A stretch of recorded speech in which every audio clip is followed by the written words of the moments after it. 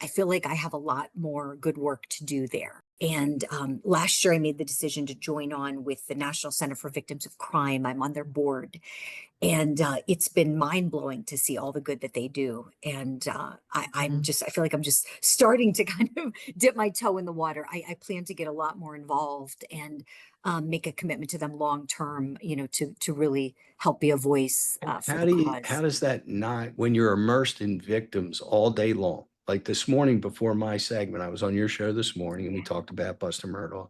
We It love was, having you on, Eric. well, I love being on Me with you, too. but there was the lady from Utah who abused her children. She was an influencer. She's on the web and she puts on this air of this, wonderful mother, great to kids, good wife, and she was a monster. Right. How does that not affect you, when you see her there, in the prison garb, and now her daughter just wrote a book. I was listening to, the segment before. How does that not make you so jaded? How do you just still have this wonderful view on life and still are warm and kind? Why? I would think it would just close you up. You listen to so much bad all day long. Yeah, it's hard.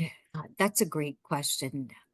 So it does affect me. It does. Something I never even knew was possible. And this is really until I got involved volunteering with the National Center for Victims of Crime is vicarious trauma. I Right. never really thought about that. I mean, we've all been through traumas. I've been through traumas. I love trauma therapy. I'm a big proponent of therapy, but I never realized how when we do the storytelling regarding the trauma on court TV that we're really taking it in.